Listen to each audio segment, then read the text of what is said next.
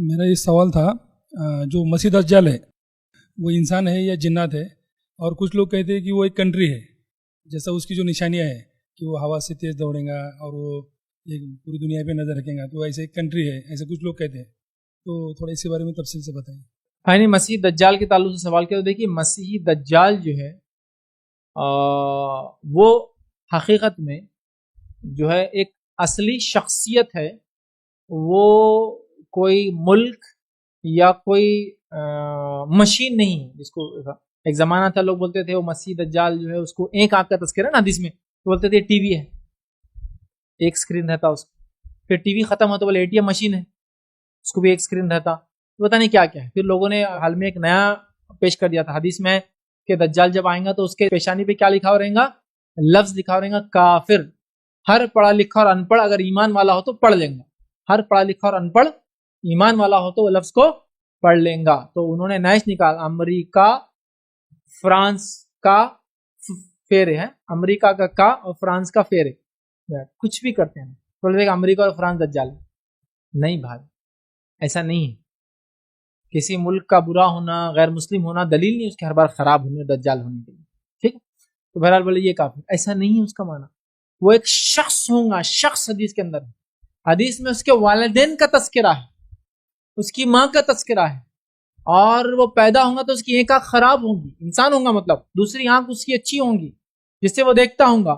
اس کی گردن چوڑی ہوں گی، روایت میں آتا ہے جیسا ایک آدمی ہوتا ہے گٹھیلا جسم والا ہوں گی، گھنگرالے بال رکھیں گا براؤن ٹائپ. ٹھیک ہے، بالوں کا اس کا کتنا قد ہوگا وہ تک تفصیلات آئی ہوئی ہے. اس کا قد کیسا ہوگا، اس کی پنڈلیاں کیسا ہوں گی تفصیلات آئی ہوئی. تو ڈائریکٹ شخص ہے، وہ کوئی مشین نہیں ہے، کوئی ملک نہیں ہے، وہ ایک شخص ہے. ٹھیک ہے، وہ ایک شخصیت ہے. ٹھیک ہے، اور اس تعلق سے ایک بہت طویل روایت بھی بہرحال وقت نہیں ہے کہ پوری روایت میں آپ کے سامنے بیان کروں. اس طویل روایت کے اندر بہت ساری چیزیں بہرحال بیان کی گئی ہے کہ وہ کیسا دکھتا ہے کیا ہے. تمیم الداری نام کے ایک عیسائی تھے اور وہ سفر پہ نکلے تھے، کسی جگہ وہ جا رہے تھے اور ان کی وہ شپ جو تھی وہ طوفان میں پھنس گئی اور 30 دن تک طوفان پھینکتا رہا ادھر سے ادھر. پھر ایک ٹاپو کو جا کے ان کی وہ کشتی رکی، وہاں ایک آدمی کو انہوں نے دیکھا جس کا اگلا اور پچھلا کچھ پہچانا نہیں جا رہا. اتنے بال تھے، بال بہت زیادہ تھے. ٹھیک، اتنے بال کی اس کا چہرہ کہاں ہے اور پیٹھ کہاں ہے، مطلب کچھ سمجھ میں نہیں آتا تھا. تو انہوں نے اس کو جاسوس کہا ہے، جساسا لفظ آتا ہے حدیث کے اندر. تو انہوں نے کہا کہ تو کون ہے؟ تو اس پر لانا تو آگے سمجھتا ہے تیرا نہ پیچھے سمجھتا ہے. تو کہا وہ سب چھوڑو، میں کون ہوں، میرے ساتھ چلو، تم کو ایک شخصیت بلا رہی ہے. تو کہتے ہیں ہم لوگ پیچھے پیچھے گئے. جب ہم پیچھے پیچھے گئے تو اس نے گفا کے پاس لے گیا اور گفا میں ایک انسان تھا جو بندھا ہوا تھا. اس کے دونوں ہاتھ اس کی گردن سے پیچھے بندھے ہوئے تھے، دونوں پیروں میں جو ہے اس کے بیڑیاں ڈالی ہوئی تھی اور ان بیڑیوں کے اندر بھی ہلچل کر رہا تھا. اور اس نے ہم جب گئے تو ہم سے پوچھا تم کہاں کے لوگ ہو؟ ہم نے کہا ہم عرب سے. تو کہا مدینے میں کیا وہ نبی آ گیا جس کا وعدہ کیا گیا تھا؟ اب یہ عیسائی تھے، تمیمت داری مسلمان نہیں تھے کہ عیسائی تھے. انہوں نے کہا ایک آ گیا ایک شخص نے کہا تو کیا عرب میں فلاں فلاں ہو رہا ہے، فلاں جگہ نہریں جاری ہے، فلاں ابھی تالاب باقی ہے، کھجوریں آتی ہے، تو کہاں آتی ہے. کئی سوال کیے. تو وہ جب اس کو یہ خبر دینے لگی اس نے کہا کیا لوگ اس نبی پر ایمان لائے؟ تو میں نے کہا جب ہاں ایمان لائے تو وہ اس بیڑیوں میں بھی خوش ہونے لگا. ہم نے پوچھا تو کیوں خوش ہو رہا؟ تو کہا میرے نکلنے کا وقت قریب آ رہا ہے. تو انہوں نے دیکھا، اس کے بعد وہ واپس آئے، مدینہ آئے، نبی کریم صلی اللہ علیہ وسلم کے پاس آئے. آپ نے نماز کے بعد آپ سے ملے، آپ پر ایمان لائے. اس کے بعد اللہ کے رسول نے اعلان کیا لوگوں آؤ بیٹھو، میں تمہیں ایک بات کے بارے میں ڈراتا تھا، آؤ آج تمیم جو ایمان لائے مجھ پہ، یہ عیسائی تھے پرانے، انہوں نے ایک بات کہی اور اللہ کے رسول تصدیق کی اس کا. تو کوئی مشین نہیں ہے، گیجٹ نہیں ہے، کوئی ملک نہیں ہے، سیدھے سیدھے ایک شخصیت. حدیث میں آتا ہے گدھے پہ سواری ہوئی، گدھے پہ سواری کریں گے، انسان ہے، شخصیت ہے. اب بہت ساری ایسی واقعات، گدھے پہ سواری کریں گا، آخرت میں لوگ گھوڑوں پہ جنگیں لڑیں گے تو ہم کو سمجھ میں نہیں آتے. ہوتا ہے ارے یار زمانہ تو نیوکلیر ٹیکنالوجی کا چل رہا، مارس پہ گھر بک رہے، چاند کو لوگ بیچنا شروع کر دیا، چاند پہ پلاٹنگ چالو کر دی لوگوں نے. اب گھوڑوں کی باتیں آپ کر رہے ہیں، مطلب یہ ریلیشن سمجھ میں نہیں آ رہا کچھ. دیکھیں ٹیکنالوجی بہت ایڈوانس ہوگی، سمجھ لیجیے کتنی ایڈوانس ہوگی، بہت ایڈوانس ہوگی. اتنی ایڈوانس ہو گئی کہ کوئی بھی پوری دنیا کو ختم کرنے کی طاقت رکھتا ہے. سمجھ لیجیے اتنی ایڈوانس آج کل ہے نا، نیوکلیئر اتنا زیادہ ہو گیا کہ بولے کوئی بھی کسی کو ختم کر سکتا. ٹھیک، اب نیوکلیئر تو دو پاور نیوکلیئر ہے، اب دونوں کیسے لڑیں گے؟ چونکہ دونوں ایک دوسرے کو ختم کر سکتے ہیں. فیصلہ کیسا ہوگا بتائیے؟ مجھے ایسا لگتا ہے کہ زمانہ پھر آئیں گے لوگ بولیں گے چلو دو ہاتھ کر لیتے ہیں. یہ فیصلہ نہیں، کیونکہ ٹیکنالوجی پاور طاقت اتنی بڑھ جائیں گی کہ سب کے پاس سب کچھ ہے. فیصلہ تو ہونا ہے نا کچھ.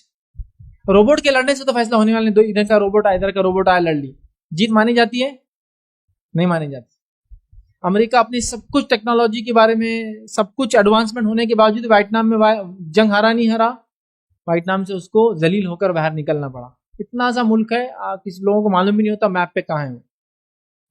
58,000 اس کے فوجی مارے گئے 10 سال میں ویتنام میں، اور ذلیل ہو کر وہ جنگ ہار کر وہاں سے نکلا.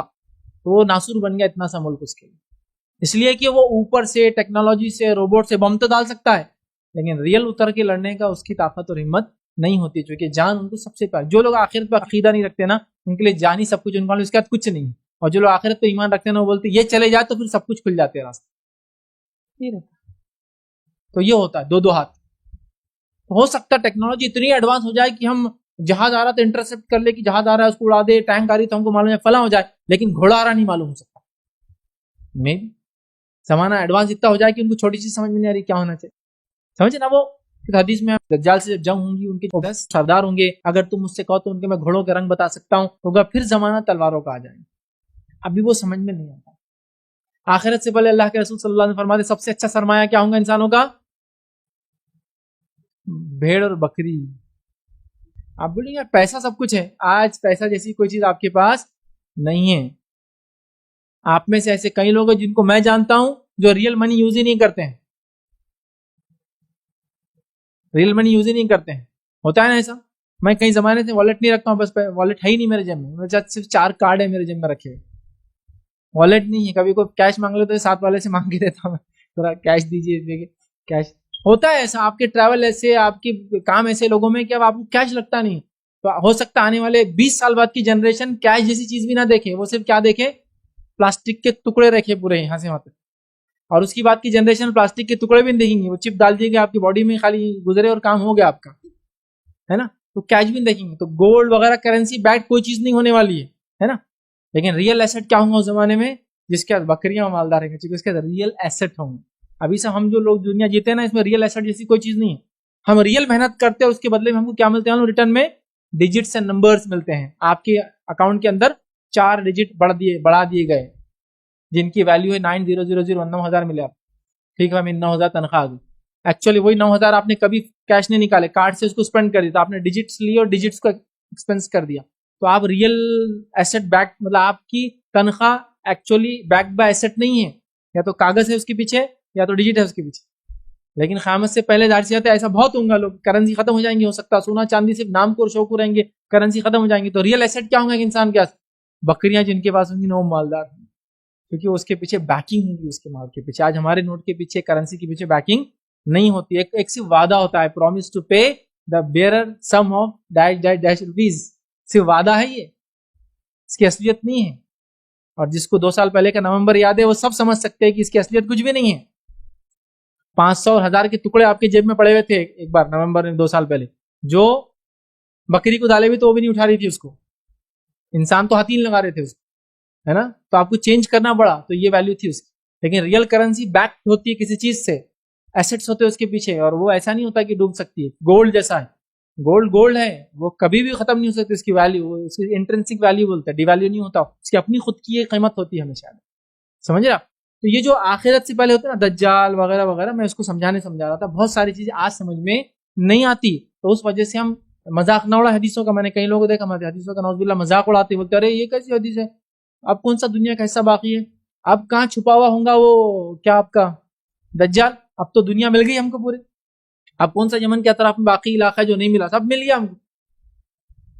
آپ آج بھی دعویٰ نہیں کر سکتے، اور یہ سب غائب ہے. اللہ تعالیٰ ان کو رکھیں گا نظروں سے اوجھل انسانوں کے جب تک وہ چاہیں گے، اور کھول دیں گا جب وہ چاہیں گا. آج بھی اتنی سائنس اور ٹیکنالوجی ہونے کے بعد مجھے آپ بتائیے، سمندر کے اندر اتنی اللہ کی عجیب و غریب مخلوقات ہے جس کو ہم آج بھی نہیں سمجھ سکتے.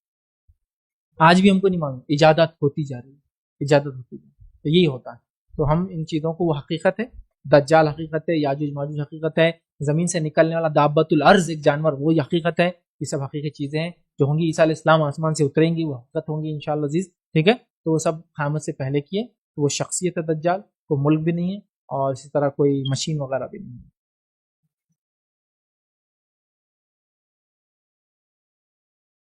السلام علیکم. آپ بھی ہمارے اس کام میں تعاون کریں اپنی زکات و صدقات کے ذریعے. ڈونیشن ڈیٹیلز کے لیے ڈونیٹ پر کلک کریں. اگر آپ کو ہمارے ویڈیوز پسند آئے ہیں تو اسے شیئر کریں اور ثواب کے حقدار بنیں. روزانہ ہمارے ویڈیوز کو پانے کے لیے ہمارے یوٹیوب چینل کو سبسکرائب کریں اور بیل آئکن دبائیں. ہم سے دیگر سوشل میڈیا پر جڑنے کے لیے ویڈیو میں دیے گئے آئی ڈی کو سرچ کریں. جزاک اللہ.